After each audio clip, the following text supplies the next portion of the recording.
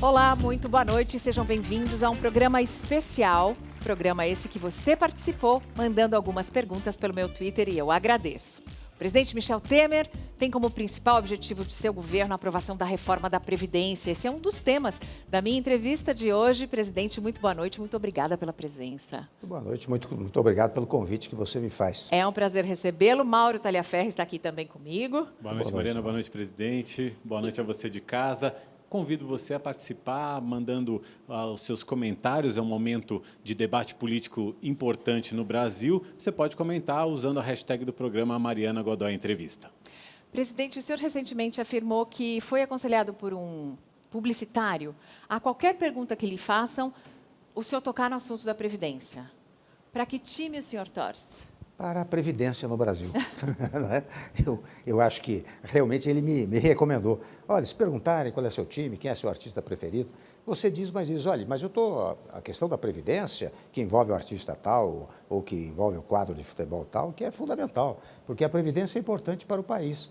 Então, quando você me pergunta qual é o seu time, o meu time é o Brasil e a Previdência. Ok, então, respondida da maneira do publicitário. Agora, além da propaganda, presidente, as pessoas precisam entender exatamente o que está acontecendo. Então, essa é uma oportunidade, se elas tiverem algumas ideias falsas, é importante que isso tudo seja esclarecido aqui. E eu já vou começar fazendo uma primeira pergunta, que já chegou pelo Twitter, e que é a pergunta de Oi Procê. Oi Procê, no Twitter, disse o seguinte: uma CPI mostrou que, na verdade, a Previdência não é deficitária. Por que a reforma? Imagine, é altamente deficitária, os números estão aí. Hoje, no ano passado, até nós esperávamos que o déficit previdenciário fosse menor, e é de 268 bilhões de reais, a significar que no ano que vem deve atingir em torno de 320 ou mais bilhões de reais. Ou seja, vê que é a mesma dúvida aqui, do Will Oliveira, não existe déficit. A CPI da Previdência concluiu que não existe déficit. Interessante, mas essa CPI é equivocada, né? Evidentemente, basta, quem quiser vai lá, a Fazenda, o Ministério da Fazenda, o setor de Previdência, e verifica os dados. Né? Gente, é importante dizer que uma CPI é feita dentro do ambiente do legislativo, tá? Claro, ela é feita pelos próprios políticos. Claro. Mas então, isto pode ser visto, aliás, é uma coisa comum, e não é só a Previdência do Plano Federal, viu, Mariana? Você sabe que vários estados estão praticamente quase quebrados em função da Previdência Social. Você veja o caso toma liberdade aqui de mencionar o Rio de Janeiro, que recebeu um socorro da União, aliás, entrou num regime chamado de recuperação fiscal, né, para poder pagar os aposentados, pagar os servidores públicos, porque ficou 3, 4, 5 meses sem conseguir pagar os servidores públicos e os aposentados, exata e precisamente em função do déficit previdenciário. No Brasil, nós estamos na mesma situação. Se nós não resolvemos a questão previdenciária, e eu digo, quando nós pensamos na Previdência, e até digo a você aqui entre parênteses, seria muito cômodo para mim não tocar nesse ponto, já que eu fiz as mais variadas reformas no nosso país. Poderia silenciar, mas eu não estou pensando aqui no meu governo, que tem mais 11 meses. Eu estou pensando no próximo, porque daqui a 1, 2 anos, se nós não realizarmos uma readequação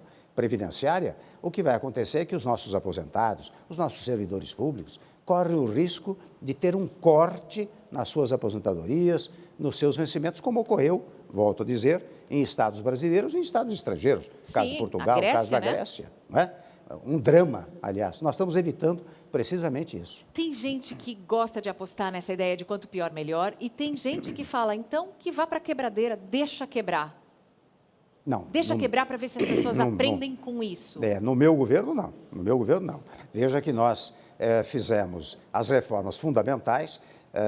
Estou falando aqui do teto de gastos públicos, estou falando da reforma do ensino médio, estou falando da modernização trabalhista, estou falando da inflação que caiu de 10,28 para 2,95, estou falando dos juros que caíram de 14,25 para 7 pontos, não é? Estou falando da recuperação da indústria. Você veja agora no mês de dezembro, a indústria que tinha grandes dificuldades recuperou em 2,8 depois de muitos anos recessivos. Não é? Estou falando da recuperação do varejo, não é? Estou falando da recuperação do agronegócio. Não é? Então, eu digo, no meu governo, eu não vou permitir isso. Por isso que eu estou fazendo um esforço pela reforma da Previdência. Olha, Presidente. o Lucas Toledo diz o seguinte: eu gostaria de saber por que é que não mencionam os bilhões que grandes empresas devem ao INSS que cobririam esse rombo anunciado pelo governo. Pois vamos falar dos bilhões. Vocês sabem, como é que é o nome dele? Lucas, Viu, Lucas Toledo. Você sabe que esses bilhões estão sendo cobrados pela Advocacia Geral da União. Nós temos inúmeras ações, milhares de ações, correndo pelo foro judicial com estas cobranças. O que ocorre ao longo do tempo é que, muitas vezes, estas empresas ou vão à falência ou entram em recuperação judicial e daí fica impossível receber o que eles devem. Mas isso não significa que a União está paralisada. Eu volto a dizer, a Advocacia Geral da União move ações permanentemente para fazer essas cobranças. É a mesma pergunta do Jonathan. Ele diz que se a reforma é tão importante para cobrir o rombo, por que não há a cobrança das empresas que devem para a Previdência? Então, essa cobrança existe. Claro que existe. Agora, é claro que a cobrança não se faz indo lá, abrindo o cofre da empresa e dizendo, você deve 2 bilhões, daqui, vou tirar 2 bilhões. Não é assim.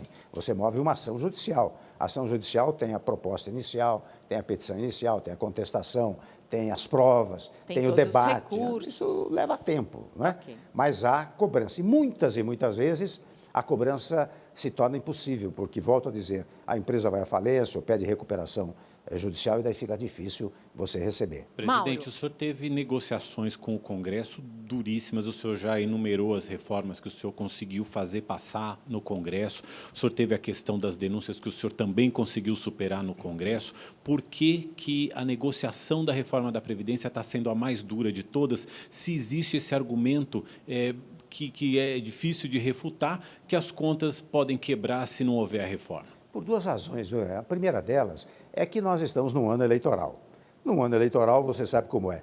Os candidatos a deputados, senadores, não querem desagradar os eleitores, e muito legitimamente, porque o Congresso Nacional, ele, na verdade, o que ele faz é ecoar a vontade popular. Então, quando nós fizemos esta reforma, que é uma reforma suave, não é? O que é que nós estamos fazendo? Nós estamos fazendo, como estou fazendo aqui, tentando esclarecer a todos, por uma via publicitária também, qual é digamos assim, qual a previdência que está sendo proposta, para demonstrar, primeiro, que ela não agride os pobres, pelo contrário, ela protege os pobres. Segundo, ela iguala os vencimentos do setor público com o teto da Previdência Social do setor privado, que hoje é de R$ 5.645. E, nesse particular, quem ganha mais tem que fazer uma chamada previdência complementar, ou seja, tem que tirar um dinheiro do seu salário mensal, do seu vencimento mensal, e fazer uma espécie de poupança para aposentar-se mais adiante com 25, 30 mil, 33 mil, o que seja. Este é um pequeno problema. Então, neste momento, nós estamos achando que já está havendo um certo convencimento popular da indispensabilidade da reforma. E isto vai pressionar, digamos assim, os nossos deputados. Os deputados vão poder votar mais à vontade porque terão a compreensão popular. Acho que basicamente são estas as razões. Né? Olha, o Dan de Salles quer saber o seguinte: por que a discussão da reforma não alcançou a categoria do judiciário? É a mesma pergunta da OPROCE. Mas alcança o judiciário. Quando eu digo todos aqueles que ganham acima de R$ 5.545 vão ter esta aposentadoria.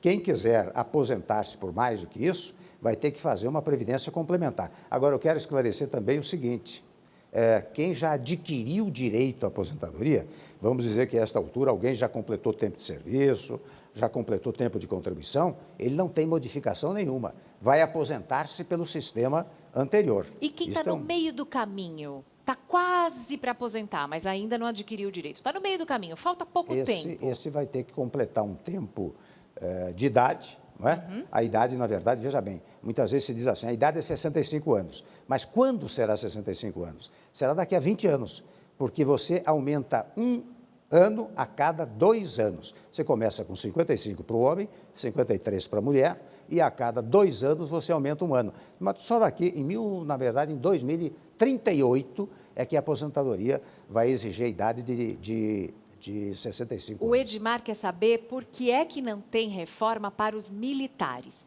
porque nós estamos aguardando a reforma da Previdência e os militares têm um regime todo especial. Aliás, devo registrar o seguinte, você sabe que eu tenho um levantamento de quanto ganham os militares e, na comparação com o que ganham os civis, eles ganham muito abaixo do que ganha o funcionalismo público civil em geral. Então, A média dos militares é de R$7.000, o senhor me corrija se eu estiver errado. por aí. E coronel, quando chega a coronel, por exemplo, ele chega a 18, 19 mil, não mais do que isso. Não é? Mas nós estamos providenciando uma reforma previdenciária para os militares. Eles estão trabalhando nisso. Só que será primeiro um regime. tem que ser feita essa? Perdão? Primeiro tem que ser feita Tem essa? que ser feita esta, depois nós fazemos um regime especial para os militares. Também haverá para eles, assim como há para os políticos. Os políticos, em geral, vão se aposentar como todos se aposentam. Essa é uma pergunta bastante frequente aqui no nosso Twitter. As pessoas querem saber por que é que essa reforma da Previdência não afeta os políticos. Então, afeta. Afeta diretamente. Ela se aplica aos políticos, o político também vai se aposentar, vai ter um teto de 5.645, vai exigir tempo de serviço. Não vai mais receber o valor integral? Não, de jeito do maneira. último salário? A não ser que faça uma previdência complementar. Tá, se quiser receber mais, tem que fazer uma previdência Claro. complementar. Se não, o político passa a receber exatamente o que nós, mortais, vamos receber quando nos Essa é a aposentarmos. grande vantagem da reforma, viu, Mariana? Ela iguala as pessoas. Porque, veja bem, qual é a diferença do trabalho de um trabalhador do setor privado e um trabalhador do setor público ou um político? Será que o político ou o trabalhador do setor público tem um trabalho mais duro, mais penoso, mais árduo, mais difícil do que aquele do trabalhador privado? Até acho que não. Talvez do trabalhador privado seja mais árduo. Por isso que essa parificação, essa igualdade, ela atende a um princípio, que é um princípio da Constituição. Todos são iguais perante a lei. Tem que ser iguais perante a lei previdenciária. Mauro. Presidente, o senhor recebe, eu acompanhando a sua rotina em Brasília, o senhor recebe praticamente diariamente deputados, lideranças políticas, e o senhor tomou a frente dessa negociação para a reforma da Previdência. Que tipo de pleitos o senhor tem ouvido desses deputados? E uma segunda pergunta que se encaixa nessa também. O senhor tem agora uma reforma ministerial para fazer em abril. Isso pode ser usado também como uma espécie de moeda de troca, oferecer cargos para grupos que possam votar junto com o governo na reforma da Previdência? Olha, em primeiro lugar, no tocante à reforma previdenciária, e aqui eu faço um parênteses, né? Nós conseguimos chegar aqui porque nós fizemos uma parceria muito grande com o Legislativo, ou seja, fizemos com que o Legislativo governasse juntamente com o Executivo. Por isso que conseguimos as reformas fundamentais que estão aí, estão fazendo o Brasil prosperar. Agora, no tocante à reforma da Previdência, eu muitas vezes recebo os colegas lá parlamentares, Temer, deixa isso para depois, este ano é um ano eleitoral, não convém mexer nisso agora, etc. Mas no instante em que nós vamos fazendo os esclarecimentos, como estamos fazendo aqui, eles estão se convencendo que é importante fazer isso. E até por uma razão, que é o seguinte, se você tirar a reforma da Previdência da frente, ela não será pauta das eleições, porque esta pauta é inevitável. Então, o candidato a presidente, candidato a governador, candidato a senador, candidato a deputado federal, vai ter que dizer durante a campanha, se nós não aprovarmos agora, qual é a posição dele em relação à Previdência. Porque hoje as pessoas estão convencidas de que se não votar agora, vai ter que votar no ano que vem, mais tardar no outro ano, senão quebra a Previdência, em consequência quebra o país. Não seria melhor deixar para o próximo presidente, já que ele vai... Um próximo presidente, vamos pensar, imaginar que vai ser eleito com uma grande maioria de votos, mesmo com uma eleição pulverizada, quem for eleito vai ter que ter a confiança do povo. Não seria melhor deixar para o próximo, já que ele vai ter essa legitimidade das urnas? Eu acho que a pergunta tem que ser diferente, viu? Teria que ser, não seria mais cômodo para você, para mim, deixar para frente? Seria. Mais cômodo seria. Como seria mais cômodo não ter pensado no teto dos gastos? Porque eu poderia chegar lá, para que eu vou limitar os gastos públicos? A reforma ministerial entra nessa negociação? Não, a reforma ministerial ela só vai se dar em abril, não é? E ali eu vou verificar qual é a composição que eu faço. No primeiro momento, eu fiz uma composição congressual, digamos assim, eu exerci uma espécie de semipresidencialismo, né? Vocês viram que eu trouxe muitos deputados que deu o maior resultado. Olha, deu resultado na economia, deu resultado no meio ambiente, deu resultado na educação. Me permita dizer, na educação, nós abrimos 500 mil vagas de ensino em tempo integral. Ainda recentemente, fizemos uma solenidade lá no Palácio. No meio ambiente, por exemplo, nós ampliamos a chamada Chapada dos Veadeiros, 400 vezes maior. Nós aumentamos em 400 vezes a reserva biológica que existe no Rio de Janeiro. No setor do Minha Casa Minha Vida, da Ministério das Cidades, nós lançamos ainda ontem, o Baldi, que é o ministro das Cidades, me anunciava a possibilidade de mais 700 mil casas a serem lançadas neste ano. Então, eu quero dizer, o governo como um todo deu certo. Quando chegar abril, nós vamos fazer de uma maneira que o governo continue dando certo. E quando chegar em abril, a Cristiane Brasil vai estar empossado ou não? Que novela da Cristiane Brasil. Aí, viu, Mariana, aí nós vamos aguardar a decisão definitiva do Supremo Tribunal Federal. Vou aproveitar que o senhor estava falando das economias para usar a pergunta do Emílio Garras aqui pelo Twitter. Ele diz, o governo não deveria primeiro enxugar as suas contas para depois colocar o povo, antes de colocar o povo para pagar essa conta? Então, Emílio, o presidente diz que está enxugando as contas. Enxugando as contas, e vou dizer mais, viu, Emílio? Você sabe que o déficit geral estimado para este ano passado era de 159 bilhões. O déficit ficou em 124 bilhões e 600 milhões. Portanto, veja que é um enxugamento das despesas do Estado. E nesse chamado teto dos gastos públicos, há uma previsão de que ele só pode ser revisado daqui, no mínimo, a 10 anos, porque supõe-se que daqui a 10 anos, com isso que nós estamos fazendo, caiu de 179 para 159, 159 para 124. Nós achamos que daqui a 10 anos você vai empatar aquilo que você arrecada com aquilo que você gasta. Agora, para esse ano, o Ministério do Planejamento acabou de anunciar um contingenciamento de 16 bilhões e o próprio ministro Diogo Oliveira fala que vai ser muito difícil que a regra de ouro seja cumprida no ano que vem. De uma certa forma, o teto de gastos também não está emperrando essa questão da regra de ouro? Não, você sabe que está atendendo o que o Emílio pediu, né? Quer dizer, quando você contingencia, é porque você não vai gastar além daquilo que você pode gastar. Está atendendo ao nosso Emílio, não é? Em primeiro lugar. Em segundo lugar, essa questão da regra de ouro ainda será examinada ao longo do ano. Ao longo do ano, se for o caso, poderá haver alguma modificação de natureza legislativa. E, no caso, teria que ser uma modificação constitucional. O Emílio também quer saber por que não acaba com o auxílio moradia. O Emílio está na pauta da semana. Aí é uma questão do judiciário, né? O judiciário está examinando essa matéria. Eu não vou entrar nessa matéria, porque seria uma invasão de competência. O senhor é muito respeitoso, né, com essa divisão entre os poderes. Eu sou muito atento nas competências de cada poder. E como o Supremo deverá pautar muito proximamente essa matéria, vamos deixar que o Supremo decida o que deva decidir. Né? E o Luan Diniz diz o seguinte, quero saber quando eles vão desistir de fazer essa reforma. E aí eu aproveito para perguntar ao senhor o seguinte, o Eliseu Padilha disse recentemente que em fevereiro isso estará liquidado, então é esse mês.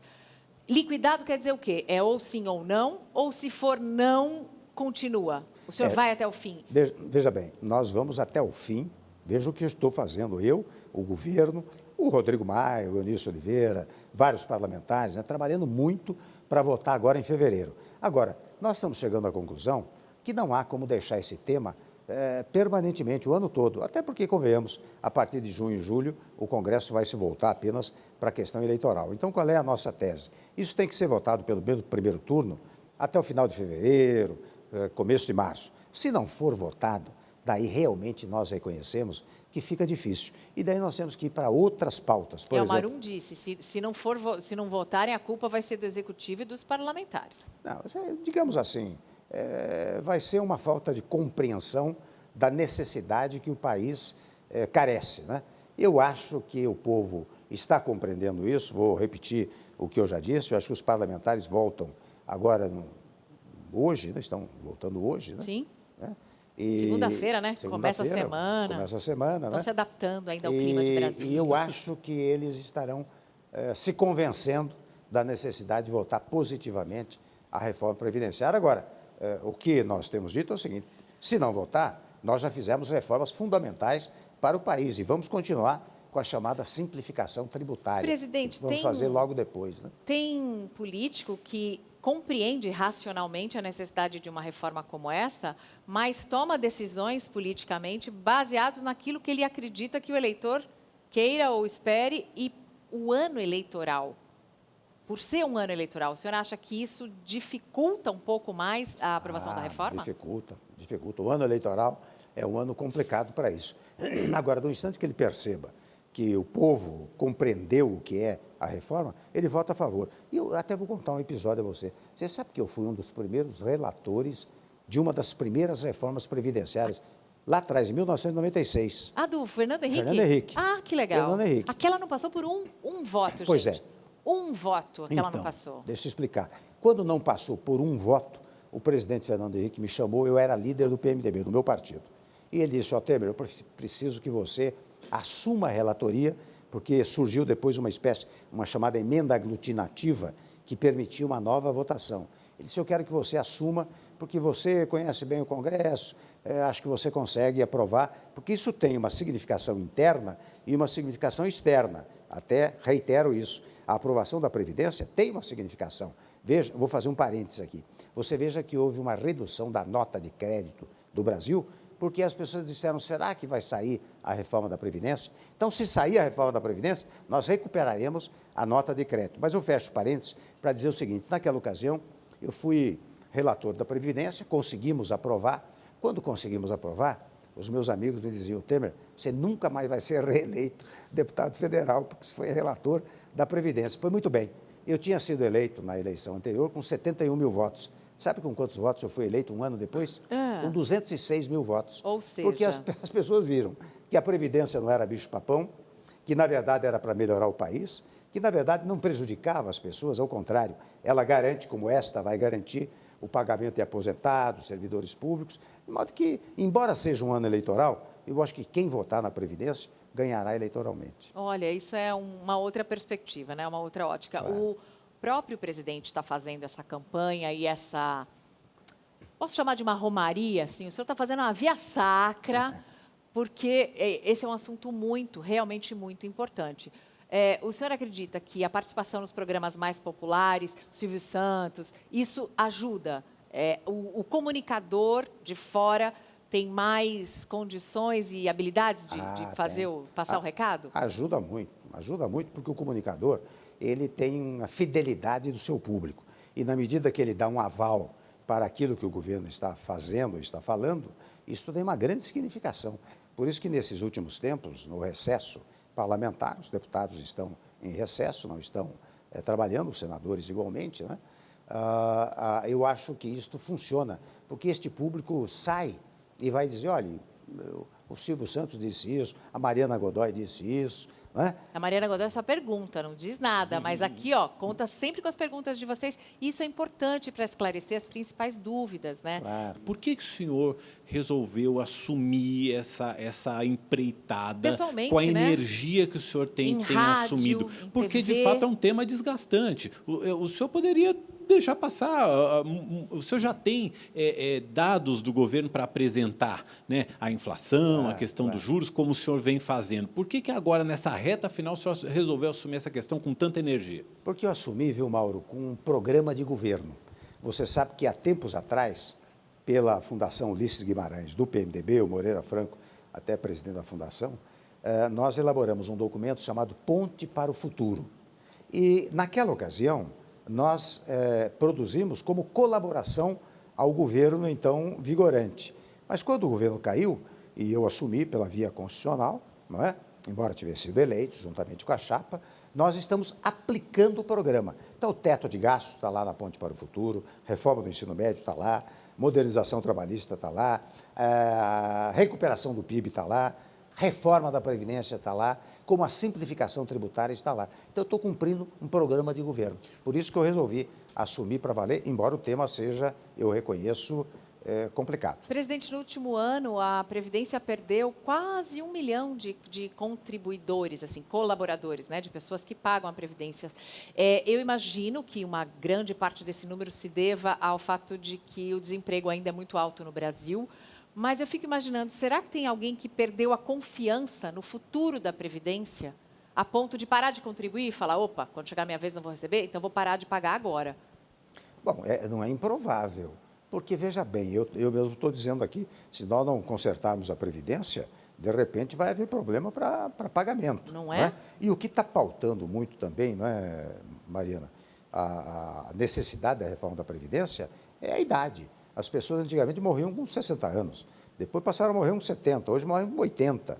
Não é? A tendência é crescer. Aliás, há poucos dias eu li um livro chamado Homo Deus, em que a pessoa diz o seguinte, que, na verdade, com a tecnologia avançada, com a medicina avançada, as pessoas vão viver 120, 130 anos. Então, quando acontecer isso, você precisa fazer novas reformas da Previdência. E o que está acontecendo é isso. Antigamente, o sujeito se aposentava com, digamos, 55, 60 anos, falecia 10 anos depois, muito bem. Hoje ele vive mais 20 ou 30 anos, portanto, onera enormemente a Previdência Social. Hoje a pessoa vive recebendo talvez até mais tempo do que tenha contribuído? Sem dúvida alguma. Sem dúvida alguma. Antigamente, se você pensar numa base de pirâmide, com os jovens embaixo de uma pirâmide e os mais idosos no topo, e aí essa base larga sustenta o topo, tudo bem. Mas hoje o desenho da Previdência é assim, né? É uma ampulheta. Isso. Contando o tempo. E Vai, você? Mauro. Mas colou muito, presidente, o discurso, logo no começo, logo que o senhor lançou a reforma da Previdência, colou o discurso, isso a gente via muito na internet, nas redes sociais, das pessoas falando assim, não vou me aposentar nunca. As pessoas faziam memes, faziam caricaturas na internet, falavam assim, não vou conseguir me aposentar nunca. Usava aquela velhinha do Titanic, né? Quanto tempo você vai levar para se aposentar? 84 anos. Aliás, lá em Brasília, no caminho para o aeroporto, botaram como é que é? Um outdoor. Temer quer que você trabalhe até morrer. É mentira, é mentira. Realmente, eu devo reconhecer, a primeira proposta da reforma previdenciária era muito mais dura e mais ampla. Ela revelava uma economia durante 10 anos de cerca de 900 bilhões de reais. Esta que nós estamos fazendo agora revela uma economia de cerca de 600 bilhões, mas são 600 bilhões de reais. Mas nós excluímos, por exemplo, os trabalhadores rurais, excluímos os deficientes físicos, excluímos aqueles que ganham um salário mínimo e se aposentam necessariamente com 65 anos, porque não conseguem fazer em todo o período as suas contribuições. Nós diminuímos até para 15 anos. Você veja que é uma reforma para os mais carentes, para os mais pobres. Então, hoje, com estes esclarecimentos, você vai conquistando votos para a Previdência. O senhor falou da questão de ano eleitoral, mas também há muita resistência por parte das corporações, tem muito corporativismo? É verdade. Digamos assim, eu não me impressiono com isso, é uma natural resistência. O que nós fazemos é insistir com argumentos, né, para pedir a compreensão dessas corporações, porque a única dificuldade que elas terão será o seguinte, você, por exemplo, ganha 30 mil reais, vai se aposentar com 30 mil reais, só que vai ter que fazer uma chamada previdência complementar, ou seja, aquilo que ultrapassa 5.645 reais, que é o teto da Previdência Social, porque nós vamos igualar a Previdência do trabalhador privado com o trabalhador público. Aquilo que ultrapassar, ele vai fazer uma Previdência complementar, ou seja, do que ele ganha, dos 30 mil, 25 mil, que seja, ele vai ter que tirar um pedaço, razoável, pequeno, e vai fazer a Previdência complementar. Vai continuar se aposentando, mas vai contribuir com os cofres públicos e vai fazer uma igualação, uma parificação entre os dois regimes. O Renato disse assim, por favor, pergunta se a reforma vai sair mesmo. Até agora o governo não tem os votos necessários para aprovar essa reforma e, sinceramente, eu duvido que consiga aprovar. Eu já penso diferente. Pelo que eu estou percebendo... Quem está fazendo a conta não é o Marum? Ele falou que faltam uns 40 ainda. Sim, mas são só 40 votos. Só 40? Você sabe que essas coisas, do instante em que pegue a onda de que pode aprovar, de que é necessário, eu conheço bem o Congresso, fui 3 vezes presidente da Câmara dos Deputados, isso pega uma onda que traz os votos com muita facilidade. Então, a nossa esperança no sentido de esperar, é que em breve tempo, nessas 2 semanas, nós consigamos, porque também registro o seguinte, ao mesmo tempo que o Marum diz, tem 270 votos, 271 votos, mas tem 70 indecisos, e os indecisos podem eventualmente vir para completar os 308 votos. Nos indecisos, se for meio a meio, dá uns 30 e poucos, aí ficam faltando por aí já começa, meia dúzia. Começa a verificar essa possibilidade da aprovação.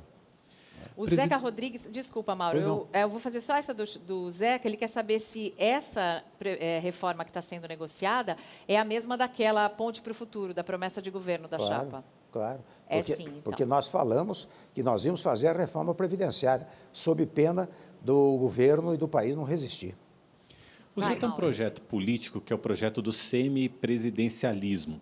O senhor tem discutido isso, tem discutido com o ministro Gilmar Mendes.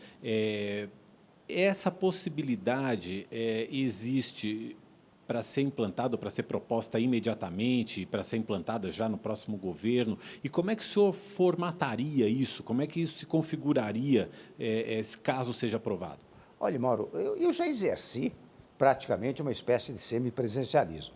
Você viu que eu tive uma parceria muito grande do Congresso Nacional para chegar até onde chegamos. Então, e foi uma experiência exitosa, de muito êxito, não é? A partir daí, eu tenho até um projeto, nós temos um projeto, tenho conversado com o Gilmar, com vários outros companheiros, né, sobre a hipótese do semipresidencialismo. Por que nós falamos em semipresidencialismo? Porque é um sistema de governo mais ou menos do modo de Portugal, do modo da França, em que o povo elege o presidente da República, né? E o presidente tem uma função importante, porque ele escolhe o primeiro-ministro, daí compõe o ministério juntamente com o primeiro-ministro, e o primeiro-ministro é que cuida da administração. Mas qual é a vantagem disso? É que você divide responsabilidades com o próprio poder legislativo, ou seja, o poder legislativo seria mais, digamos assim, diretamente atuante nas questões de governo. Por isso que eu acho que não é improvável que, ao longo deste ano, nós possamos propor uma emenda à Constituição estabelecendo o semipresidencialismo, naturalmente para vigorar em 2022. Ninguém imagina que vai vigorar nessa eleição. Nessa próxima eleição. O Ciro aproveita para perguntar, Ciro 1 aqui no Twitter, o senhor consegue provar que está tecnicamente vivo? O presidente Temer não fez o recadastramento no INSS, parou de receber a aposentadoria em outubro. Outubro? Tá vendo? O senhor já começou a reforma pelo senhor mesmo.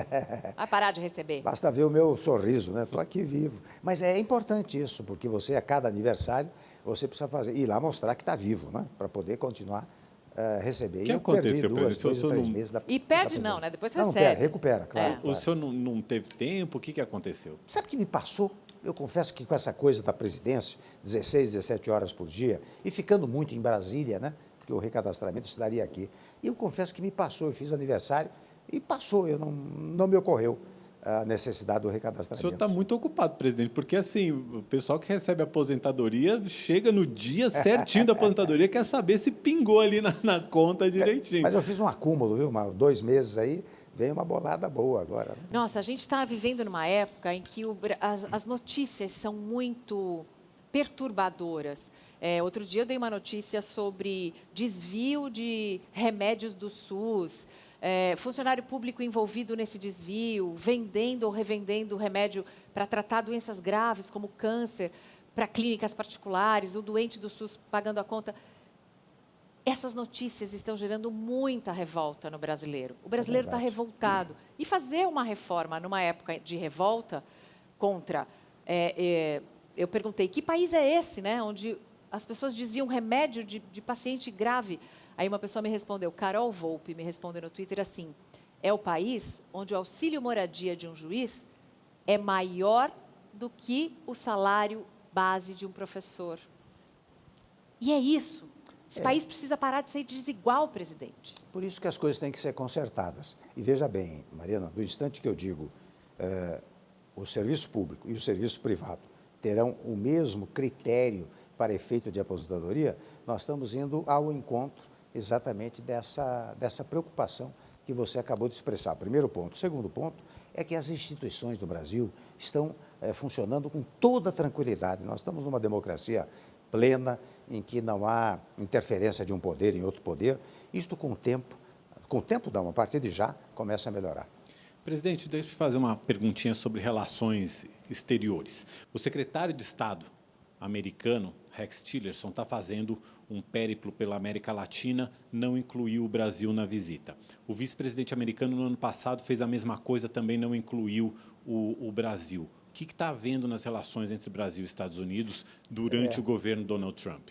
Olha, é uma coisa curiosa. Você sabe que o presidente Trump falou comigo 2 vezes ao telefone, uma delas até insistindo muito que eu colocasse empresários brasileiros com empresários americanos. Uma outra ocasião, me convidou para jantar, até como nós abrimos, o Brasil abre a Congresso da Assembleia ONU. Geral, né? Assembleia Geral da ONU.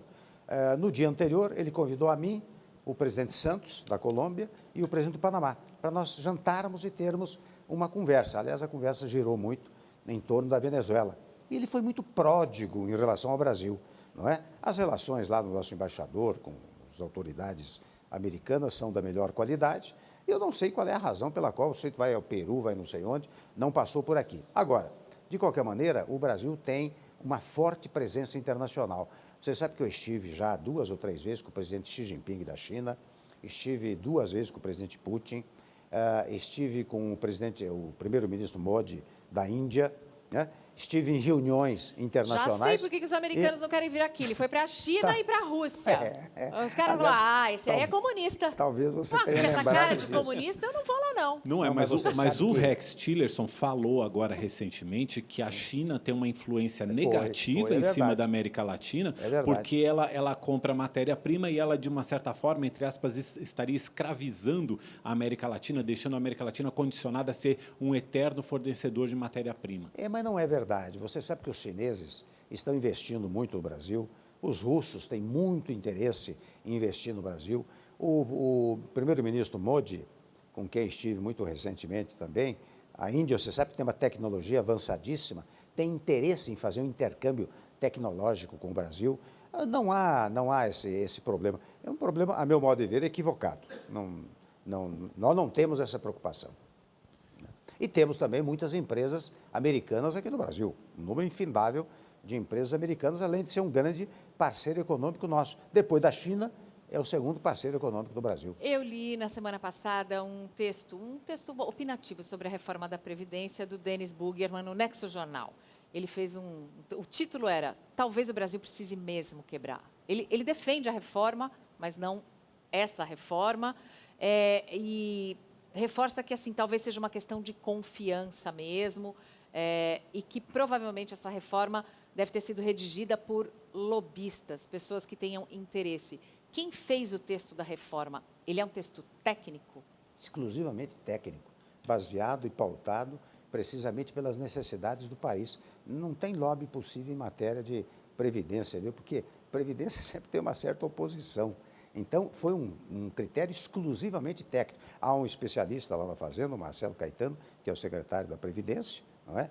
Com um grupo extraordinário, até coordenados não só pelo Meirelles, mas pelo Eliseu Padilha também na Casa Civil. Eles trabalharam mais de 8 meses nessa matéria, mas sob um foco exclusivamente técnico. Então, eu aproveito para fazer uma outra pergunta que chegou pelo Twitter, que é a seguinte: com todas as concessões que já foram feitas, com tudo que já foi retirado do texto original, essa reforma, do jeito que está, e com a perspectiva de, segundo o ministro Diogo, do Planejamento, ainda serem feitas mais algumas modificações, que tipo de economia, na verdade, que tipo de efetividade ela vai ter? Olha, numericamente, eu já disse há pouco, né, que ela hoje representa, como está, uma economia de cerca de 600 bilhões ao longo de 10 anos. Se você tirar uma ou outra coisa, é possível que caia para 550 bilhões, 500 bilhões. Realmente, nós não estamos pensando nisso. Mas entre não ter economia nenhuma e quebrar a Previdência e ter uma economia menor de 500, 550 bilhões, é melhor ficar com esse dado, né? E para quem acha que é melhor deixar para o próximo presidente, eu só fico pensando no novo Congresso recém-eleito, pressionando ou de conversinhas ou o quê, para uma nova reforma com o novo presidente, logo no início de um governo. Eu acho que eu não ia querer assumir em janeiro de 2019 já com essa missão. Por falar em novo presidente, eu assisti por esses dias uma entrevista do ex-presidente Barack Obama. E ele dizia que mesmo que ele pudesse, ele não pode se recandidatar, ele já cumpriu 2 mandatos. Ele diz que mesmo se ele quisesse, a esposa dele, Michele, não deixaria ele se recandidatar. Se o senhor quisesse se candidatar, dona Marcela permite? Ela não gostaria, não, eu acho, sabe? Na verdade, e mesmo eu, sabe que o meu desejo é fazer uma gestão, vou ser um pouco pretensioso no que vou dizer, uma gestão histórica. Quer dizer que lá para frente as pessoas disserem, puxa, esse Temer aí presidiu o país, fez as reformas necessárias, fez o país crescer e botou o país nos trilhos. Para mim, isso é mais do que suficiente. Nossa, mas tem tanta gente com medo dessas eleições, porque está tudo muito pulverizado, são muitos os candidatos, todo mundo com um percentual que não dá para ganhar primeiro turno, mas não dá nem para saber quem vai para o segundo turno, né? O senhor acredita que o Lula consiga ser candidato? Eu acho que essas coisas vão se definindo ao longo do tempo, né, Mariana? Eu não tenho dúvida. Hoje nós estamos muito no começo, né? A campanha tem 45 dias, será agosto, uma parte de agosto, uma parte de setembro e ponto final. Então, só lá na frente é que nós vamos ter um quadro real. O quadro de hoje, eu diria, é um quadro de busca de soluções, de encaminhamentos, mas não é um quadro definitivo. O senhor acha que é o Geraldo Alckmin que diz isso, né? Que é uma corrida de resistência, não é de sair rápido na frente Claro, no começo, tem razão. né? É para chegar no final ainda com fôlego. Tem razão. O PMDB vai ter fôlego para ter um candidato próprio? Pelo menos há essa perspectiva. Sempre os partidos sempre querem ter candidato próprio. Evidentemente, o PMDB, com a capilaridade que tem em todo o país, pensa numa candidatura própria, não tem dúvida. Pode ser o senhor para a reeleição? Eu prefiro que não pensem nisso.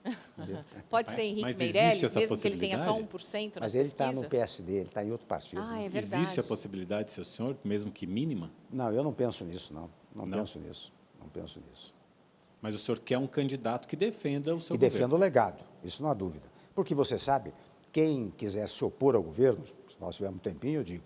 Por favor. Então, quem quiser se opor ao governo vai ter que dizer o seguinte: eu sou contra o teto de gastos públicos, que eu quero gastar à vontade. Eu sou contra a reforma do ensino médio, porque eu quero aquele ensino anacrônico do passado. Eu sou contra a modernização trabalhista, que gera empregos. Eu sou contra essa inflação ridícula de 2,95%. Eu quero é 10,28% de inflação. Eu sou contra o juros de 7%. Eu quero é 14,25%. Eu sou contra a moralização das estatais. Eu sou contra esse 1.300.000 postos de trabalho gerados nos últimos meses. Quer dizer, o candidato de oposição vai ter dificuldade para falar mal do governo. Presidente, aí olhando um pouquinho para esse quadro que está aqui no nosso telão, que é a mais recente avaliação do seu governo.